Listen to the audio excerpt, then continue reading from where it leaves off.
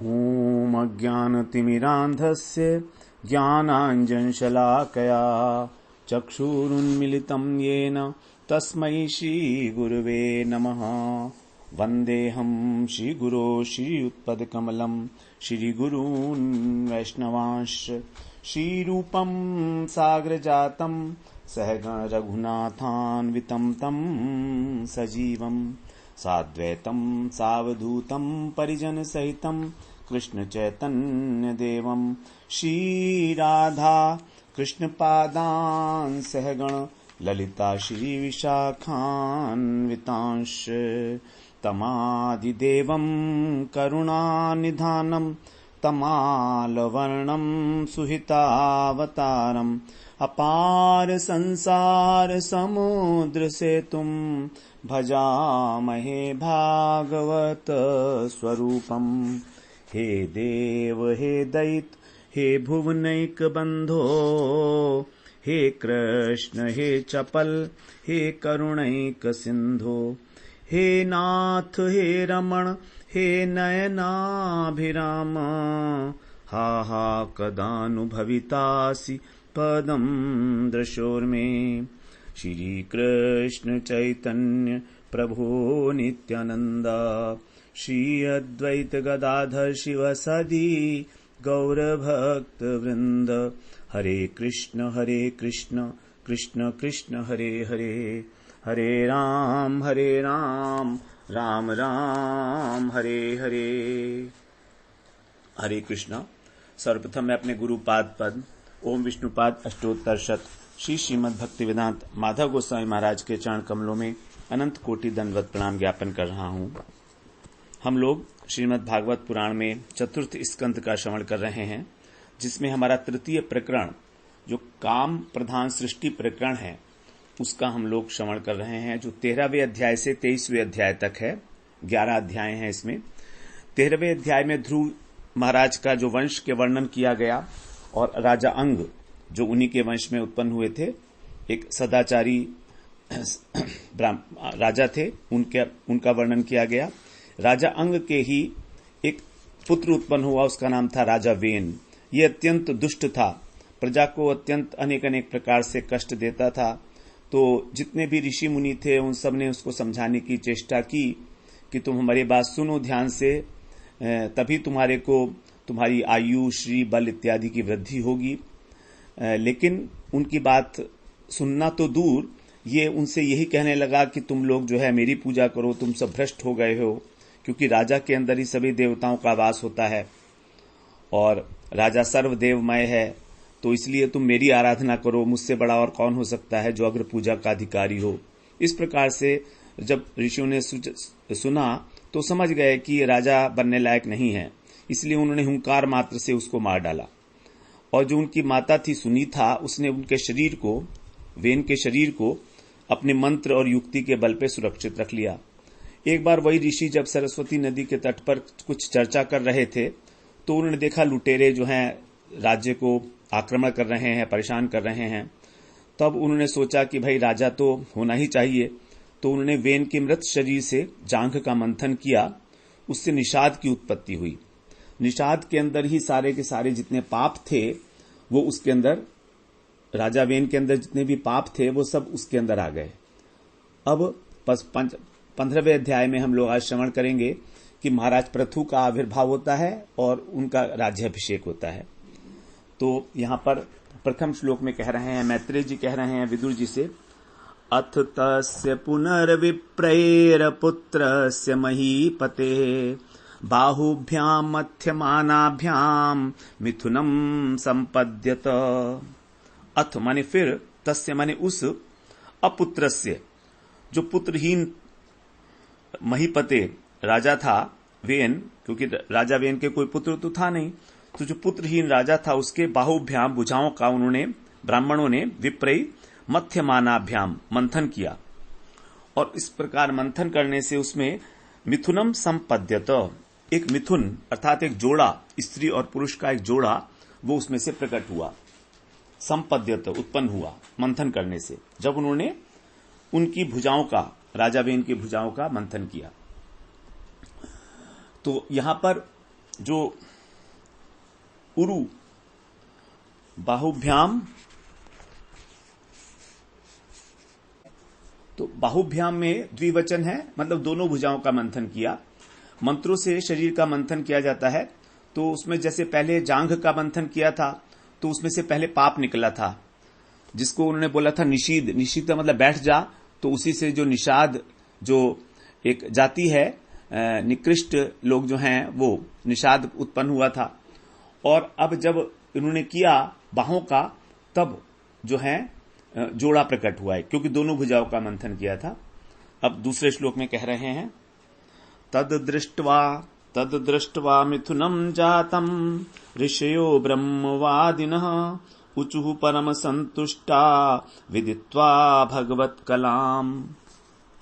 तद दृष्ट्वा, उस तद माने उस, मिथुनम माने जोड़े को, जातम माने उत्पन्न हुआ देखकर, दृष्टवा देखकर, भगवत कलाम विदित्वा, उसे भगवान की कला जानकर, यह भगवान की कला है, भगवान का ही अंश है, ऐसा जानकर, परम संतुष्ट होते हुए, अत्यंत संतुष्टि के साथ, ब्रह्मवादिन है ऋषि, जो ब्रह्मवादी वेदज्ञ ऋषि थे, उन्होंने उच्चु माने ऐसा बोले। जो ब्रह्मवादी ऋषि थे वो इस प्रकार से बहुत प्रसन्न हुए और वो इस प्रकार से बोले। ऋषय उचु, तीसरे श्लोक में कहते हैं, एष विष्णुर भगवतः कला भुवन पालिनी इयं च लक्ष्म्या संभूति पुरुषस्यान पायनी। एष माने यह जो पुरुष है, भगवतः विष्णु, भगवान विष्णु की जो भुवन पालिनी, जो त्रिभुवन का पालन करने वाली जो कला है, उससे उत्पन्न हुआ है। और इयम च, इयम माने और यह स्त्री, इयम जो है वो स्त्रीलिंग है और एष जो है वो पुल्लिंग है। तो इयम माने यह स्त्री पुरुषस्य, उस परम पुरुष नारायण से ही, अनपायनी, अनपायनी का अर्थ होता है कभी अलग ना होने वाली, लक्ष्मिया संभूति, लक्ष्मी जी के अंश से उत्पन्न हुई है। तो ये जो पुरुष है, ये भगवान के अंश से उत्पन्न हुए हैं, विष्णु के अंश से। और जो अनपायनी, इनकी सहधर्मिणी हैं, जो इनसे कभी अलग नहीं होती हैं, अनन्या हैं, तो इनको कहा रहा है कि ये लक्ष्मी जी हैं, लक्ष्मी जी के अंश से उत्पन्न हुई हैं। तो यहां पर जो उत्पन्न हुए हैं, ये एक ही शरीर से एक स्त्री और एक पुरुष का जोड़ा उत्पन्न हुआ है। जगत के अंदर तो इस प्रकार से भाई बहन बनते हैं ये, लेकिन यहां पर जो है ये दिव्य जन्म है, क्योंकि मंथन किया गया है मंत्रों के द्वारा, तो दिव्य जन्म है। तो यहां पर इनका भाई बहन का संबंध नहीं माना जाएगा, क्योंकि लक्ष्मी और नारायण, इनका तो नित्य संबंध है, नित्य पति पत्नी है। नारायण के बिना लक्ष्मी रह ही नहीं सकती हैं। जब भगवान आते हैं तो लक्ष्मी जी भी आती हैं। तो जिस प्रकार जो पुरुष है वो नारायण का अंश है, उसी प्रकार से जो स्त्री है, जो पुत्री हुई है, वो लक्ष्मी जी का अंश है। इस प्रकार से इसे हमें समझना चाहिए कि दिव्य जन्म के अंदर किसी प्रकार का जो जागतिक संबंध है हमारे, ये वाले नहीं होते हैं। अब आगे चौथे श्लोक में कह रहे हैं, अयम तु प्रथमो राज्ञाम पुमान प्रथयिता यशः प्रथुनमी महाराजो भविष्यति पृथुश्रवः। पृथुर्नाम महाराजो भविष्यति पृथुश्रवः। अयम तु, यह पुरुष तो राज्ञा माने राजाओं में, प्रथम माने पहला होगा। ये प्रथम राजा होंगे पृथु जी जो हैं। और कैसे होंगे? यश प्रथयिता, अपने यश का विस्तार करने वाले होंगे। पृथुश्रवा, इनका नाम होगा पृथुश्रवा महाराज। ये पृथु नाम भविष्यति, इनका भविष्य में नाम होगा पृथु। तो यहां पर कह रहे हैं कि ये जो अपने यश का विस्तार करने के कारण ये परम यशस्वी पृथु नामक सम्राट होंगे, और राजाओं में यही सबसे पहले राजा हैं। तो यहां पर नामकरण कर दिया गया। प्रथिता का मतलब होता है, प्रथित का मतलब होता है विस्तार करना। अब आगे 5वें श्लोक में कह रहे हैं, इयं तु सुदती देवी गुणभूषण भूषणा अर्चिर्नाम वरारोहा प्रथुमेवावरुन्धति।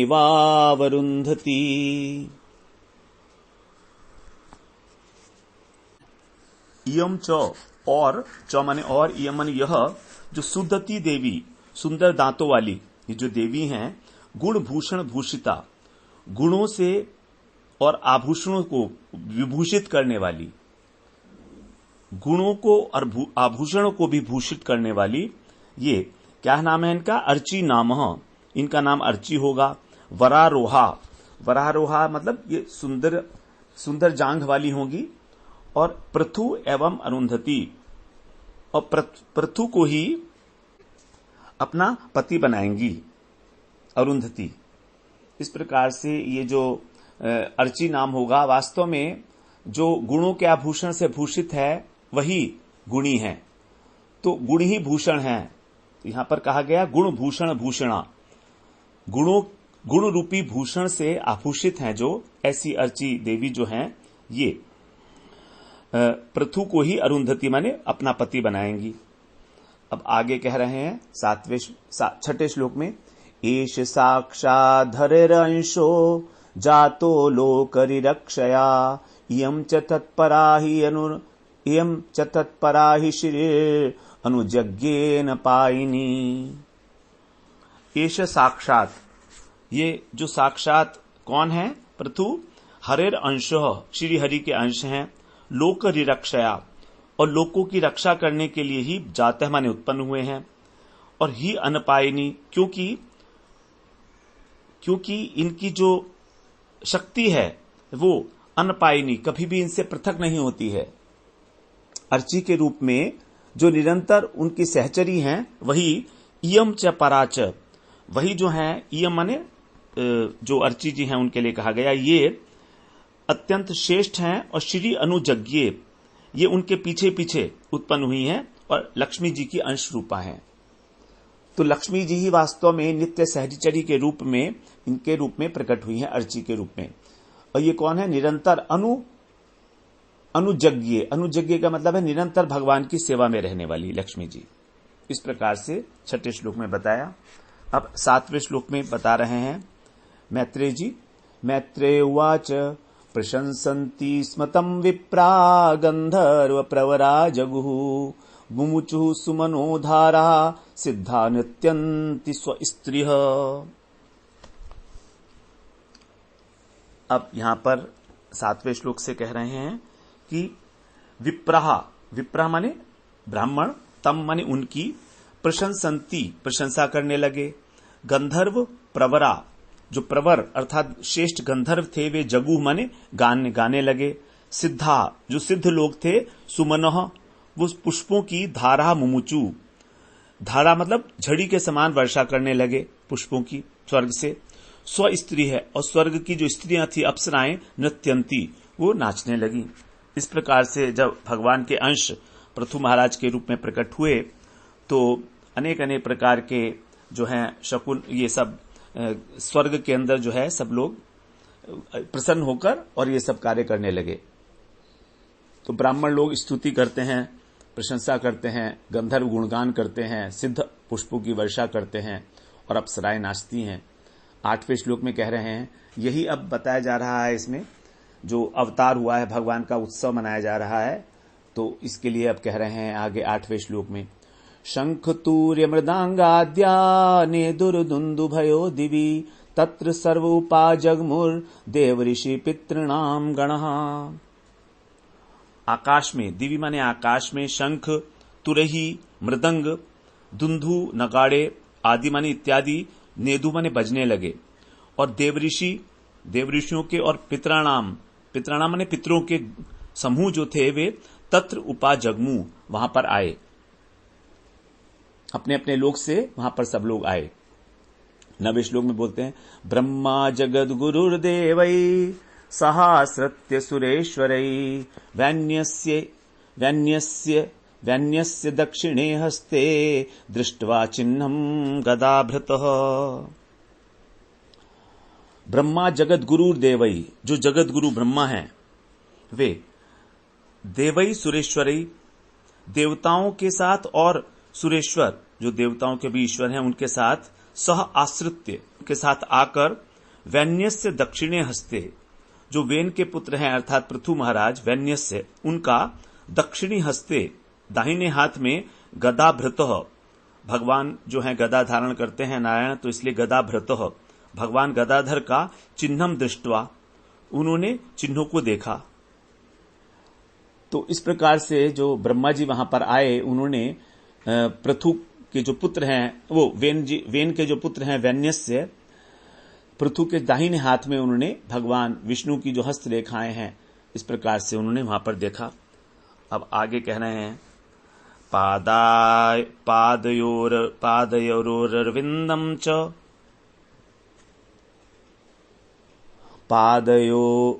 पादयोरविंदम च तम वैव मेने हरे कलाम यस्या प्रतिहतम चक्रमंशः सपरमेष्ठिनः। 10वें श्लोक में कह रहे हैं कि उन्होंने क्या क्या देखा। च पादयो अरविंदम पैरों में उन्होंने कमल देखे भगवान के कमल का चिन्ह देखा। तम वही तो इस प्रकार से देखकर उनको तम माने उनको पृथु को वही माने निश्चित रूप से ही हरे कलाम मैंने भगवान की कला मान लिया। जब वो ब्रह्मा जी ने देखा तो पहचान गए कि ये तो भगवान के ही अंश हैं।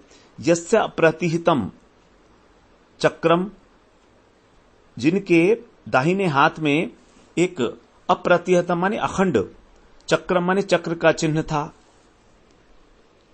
तो चरणों में कमल का चिन्ह देखा उन्होंने और हाथ के अंदर जो दूसरी रेखाओं से कटा हुआ नहीं था अखंड इस प्रकार का जो चक्र का चिन्ह है वो भी देखा।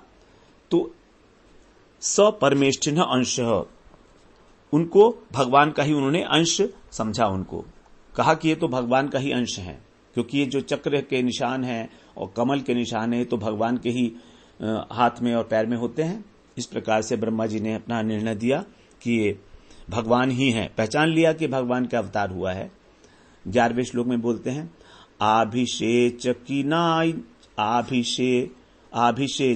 आभिषेच निकान्यस्मयी आजरहु सर्वतो जनः सरित समुद्रा गिरियो नागा गावः खगा मृगः।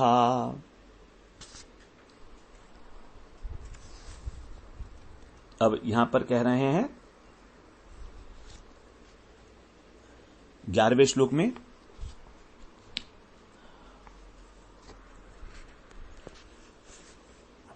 गलत पढ़ गए हम श्लोक ना, ये इससे शुरू होगा।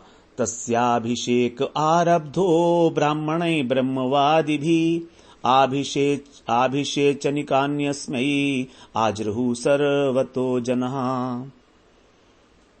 इसमें आप कह रहे हैं ब्रह्मवादी भी ब्राह्मणै जो वेदज्ञ ब्राह्मणों ने तस्य अभिषेक उनका अभिषेक आरब्ध माने प्रारंभ किया। तो उन्होंने ब्राह्मण जो थे वेदवादी उन्होंने और सर्वतः जनः अस्मै सब ओर से अस्मै माने इनके लिए और अभिषेच निकानी जो अभिषेक की सामग्री थी उसको आजगमू ले आए। अभिषेक करने के लिए जो सामान चाहिए होता है उस सब को लेकर आए। अब आगे बताया जा रहा है कि क्या क्या उनको उपहार भेंट किए गए हैं। 12वें श्लोक में बता रहे हैं सरित सुधा सरित समुद्रा गिरियो नागा गावः खगा मृगा द्योक्षिति सर्वभूतानि समाजरूपायनम। यहां पर कह रहे हैं 12वें श्लोक में सरित समुद्रा गिरिय जो नदियां हैं समुद्र हैं पर्वत हैं नागा माने नाग हैं गावः माने गाय खगा मृग पशु पक्षी द्योक्षिति द्युलोक स्वर्ग और पृथ्वी सर्वभूतानि सभी प्राणी उपायनम समाजगमु सभी प्राणी उपहार लेकर आए। सभी लोग उपायन का अर्थ है उपहार। तो सब लोग अपनी अपनी ओर से विविध प्रकार के उपहार लेकर आए। अब क्या क्या उपहार दिए गए वो आगे बता रहे हैं 13वें श्लोक से। कहते हैं सोभिषिक्तो महाराजः सुवासा साध्वलंकृतः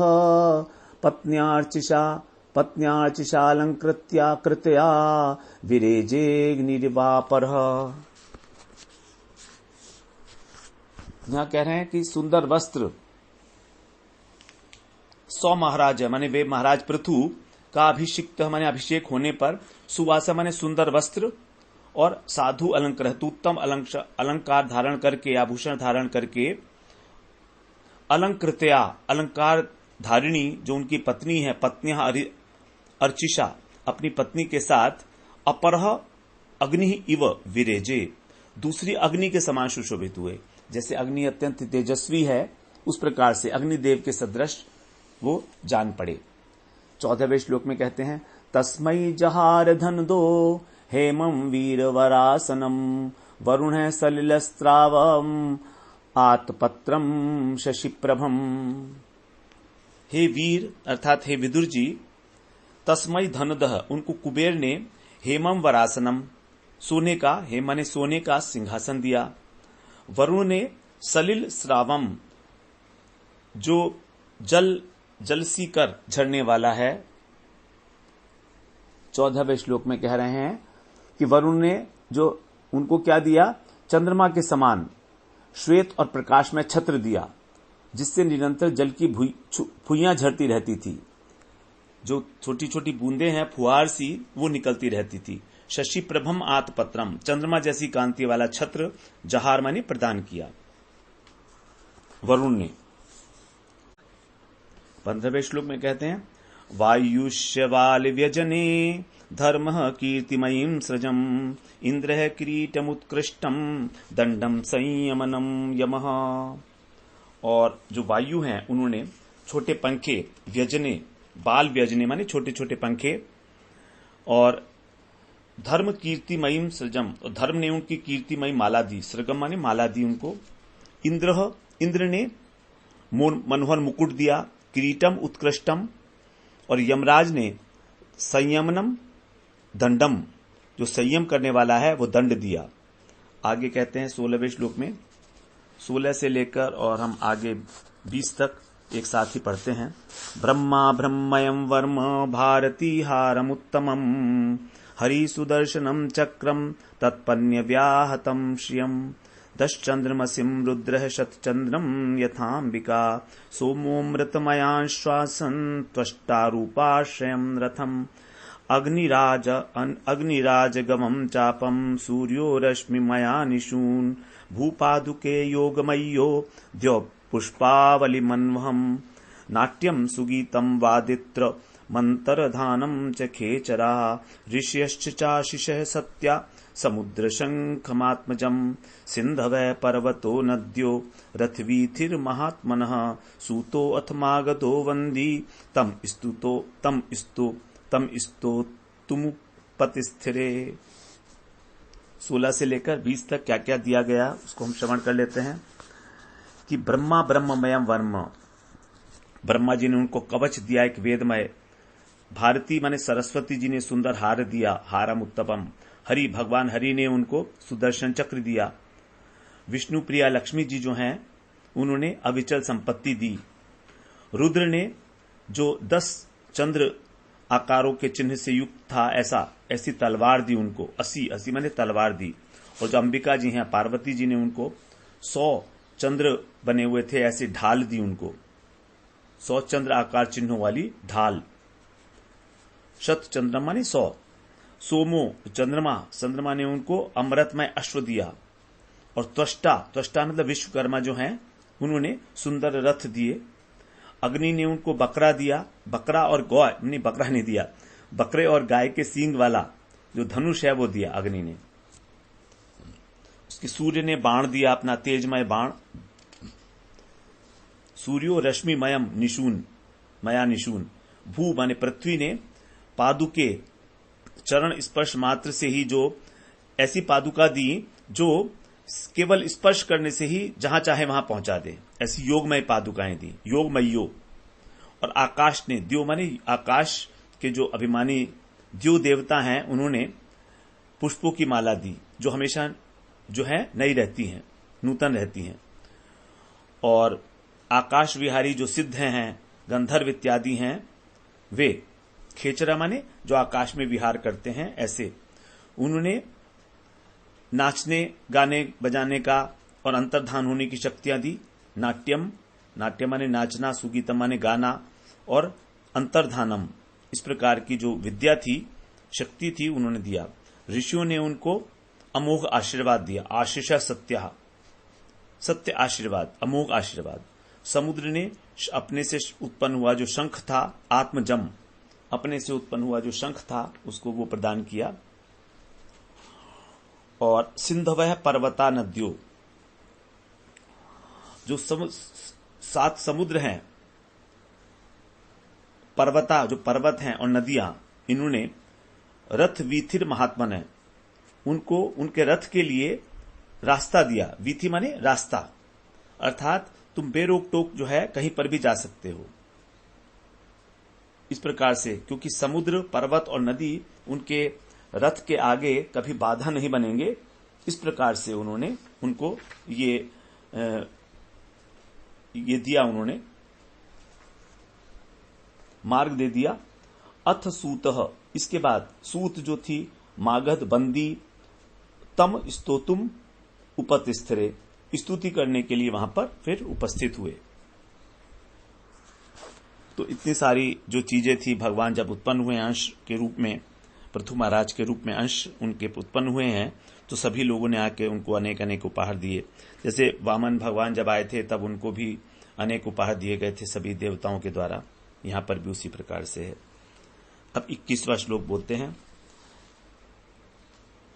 इस्तावकांस्तानभिप्रेत्य पृथुर्वैन्यः प्रतापवान् मेघ निर्हरहृदया वाचा प्रसन्निदमब्रवीत्। यहां कह रहे हैं तान स्तावकान, जो स्तुति करने वाले थे, तान माने उन स्तुति करने वालों का अभिप्रेत्य माने अभिप्राय जानकर, प्रतापवान जो प्रतापी, वैन्य पृथु जो वैन के पुत्र थे राजा पृथु, मेघ निर्हरादया वाचा, मेघ के समान गंभीर वाणी में, प्रहसन माने कुछ हंसते हुए से, इव प्रहसन इदम अब्रवीत, यह बोले। तो जब उन्होंने देखा कि सभी लोग मेरी स्तुति करना चाहते हैं, तो मेघ के समान गंभीर वाणी के अंदर जो है और पृथु महाराज बोलते हैं। यहां पर अब बताएंगे पृथु महाराज क्या कहेंगे 22वें श्लोक से। इंपॉर्टेंट श्लोक हैं अब हमारे।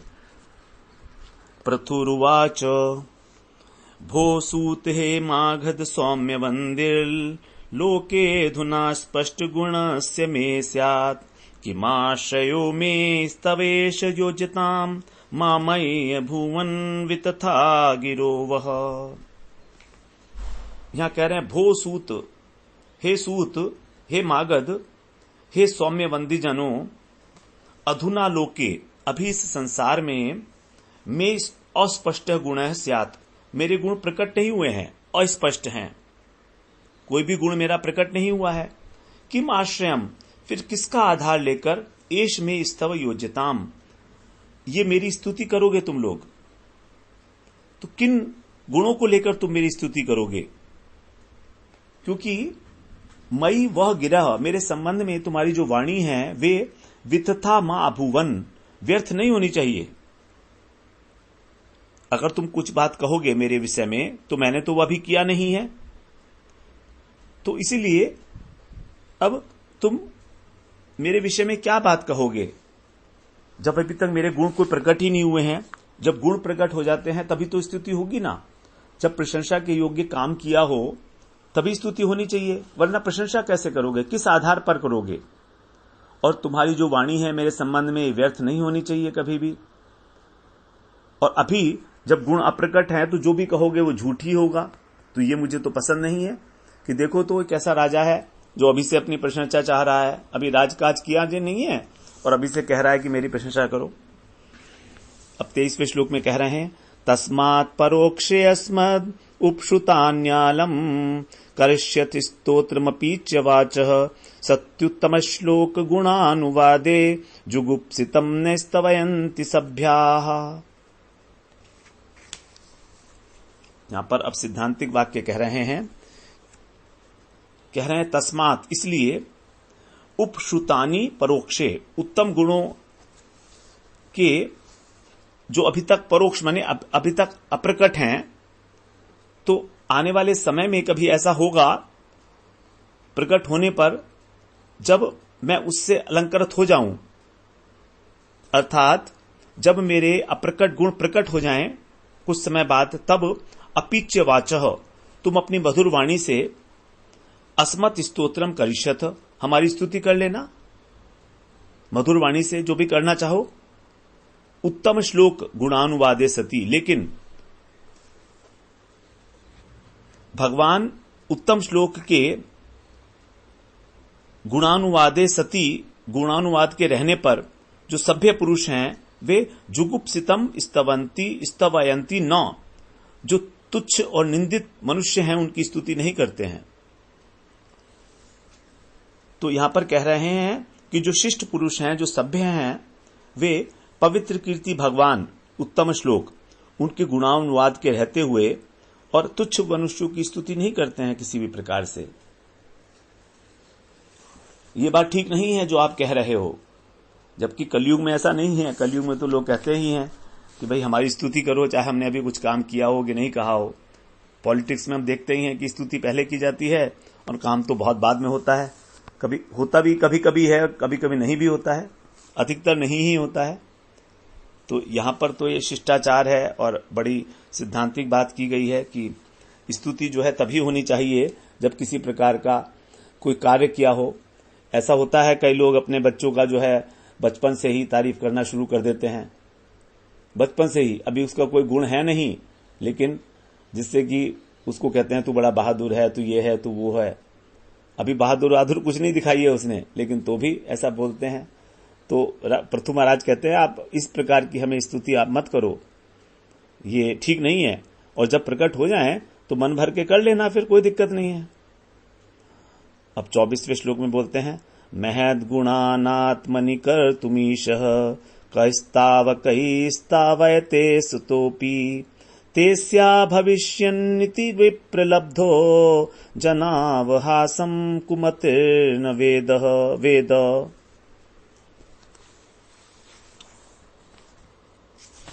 यहां पर कहते हैं महद गुणान, जो महान गुणों को आत्मनि कर्तुम, अपने में लाने में जो ईश माने समर्थ है, कह असत अपि, उन गुणों के न होने पर समर्थ कोई बुद्धिमान पुरुष है जो महान गुणों को धारण करने में समर्थ है। और यदि वो नहीं है तो स्तुति स्तावकई स्तावयते, स्तुति करने वालों से अपनी स्तुति करवाना केवल संभावना के द्वारा, ये तो ठीक नहीं है। ते अस्या भविष्यन, किस प्रकार इसमें गुण होंगे भविष्य में, ऐसा मानकर संभावना के साथ, तो इति विप्रलब्ध, वो तो अपनी स्तुति के द्वारा मानो ठगा गया है, ये तो उसकी वंचना हो गई। विप्रलब्ध, अभी उसके अंदर गुण प्रकट नहीं हुए हैं, यद्यपि वो उनको धारण करने में समर्थ है। महत गुणान आत्मनि कर्तुम, ईश का मतलब समर्थ, तो वो उन महान गुणों को धारण करने में समर्थ है, लेकिन फिर भी जब तक अभी नहीं है, उसके अंदर दिखाई नहीं दे रहे हैं, तो केवल संभावना मात्र से और अपनी स्तुति कराना, ये तो वास्तव में उसकी वंचना है स्तुति, कि अगर ये ऐसा ऐसा काम करेगा तो इसमें गुण आ जाएंगे, ये बात। और वो इस बात के द्वारा जो मंदमती है, कुमति, ऐसा दुर्बुद्धि पुरुष, वो ये नहीं समझता है जन आभासम न वेद, कि लोग उसकी आभासम माने मजाक उड़ाएंगे, उपहास कर रहे हैं, न वेद, नहीं समझता। इस स्तुति के द्वारा लोग उसका उपहास ही कर रहे हैं, इस बात को वो नहीं समझता है। ऐसे कुमति है, वो दूषित बुद्धि वाला है, दुर्बुद्धि है। तो किसी भी प्रकार से जब तक गुण प्रकट नहीं हुए हैं, स्तुति करने का कोई औचित्य नहीं बनता है। 25वें श्लोक में कहते हैं, प्रभवो हि आत्मनः स्तोत्रम जुगुप्सन्त्यपि विश्रुतः हि ह्रीमन्तः परमोदारः पौरुषम वा विगर्हितम। वा माने जैसे ह्रीमंतः परम उदारः। ह्री का मतलब होता है लज्जा। तो जो लज्जावान पुरुष है, लज्जाशील है और परम उदार है, ऐसा व्यक्ति। विगर्हितम पौरुषम, अपने निंदित कर्म की जो चर्चा है वो पसंद नहीं करते। निंदित पराक्रम की चर्चा होने का को बुरा समझते हैं जो लज्जाशील उदार पुरुष हैं। उसी प्रकार से विश्रुता अपि, जो प्रसिद्ध होते हुए भी, विश्रुता माने जो विख्यात हैं, ऐसा होते हुए भी जो प्रभव माने समर्थ लोग हैं, वे भी अपनी स्थिति को निंदित मानते हैं। आत्मन स्तोत्रम जुगुप्सन्ति, अपनी स्तुति को वो ठीक नहीं मानते हैं कि मेरी स्तुति की जाए। तो लज्जावान पुरुष, उदार पुरुष जो होते हैं वो अपनी स्तुति नहीं सुनते हैं, और अगर समर्थ है भी उसको धारण करने में तो भी उस बात को वो लोग अच्छा नहीं मानते हैं, क्योंकि प्रशंसनीय तो वास्तव में केवल एक भगवान ही हैं। जो लज्जाशील पुरुष हैं, जो उदार बुद्धि वाले हैं, वे तो अपने पुरुषार्थ को सुनना भी निंदित समझते हैं कि भाई अभी तक हमने कुछ किया नहीं है और तो भी हमारी स्तुति की जा रही है, वे इसको ठीक नहीं मानते। आगे कहते हैं 26वें श्लोक में, वयम त्वविदिता लोके सूताद्यापि वरीमभिः कर्मभिः कथमात्मानं गापयिष्याम बालवत्। हे सूत, मगध इत्यादि जो भी हैं सब, वयम माने हम, तू अद्यापि अभी तक, वरीमभि कर्म भी, जो उत्तम कर्म है, वर का मतलब श्रेष्ठ होता है, जो श्रेष्ठ कर्म हैं उनके द्वारा लोके अविदिता, इस लोक में नहीं जाने गए हैं। अर्थात हमने कोई अच्छा काम तो अभी तक किया नहीं है बहुत, जिसकी प्रशंसा की जा सके, जो श्रेष्ठ काम हो। तो बालवत कथम आत्मानम, फिर बच्चों के समान, कथम माने कैसे, आत्मान माने अपनी, गापयिष्याम, अपनी स्तुति करवाएं, अपनी प्रशंसा कराएं। आप ही सोचिए, ये तो बच्चे होते हैं छोटे छोटे, जिनको अच्छा लगता है उनके माँ बाप उनको शाबाशी दें। अभी तक उनके अंदर कोई गुण नहीं आया है, लेकिन तो भी अपने बच्चों को वो बड़ा उनकी स्तुति, उनको एनकरेज करने के लिए उनकी प्रशंसा करते हैं।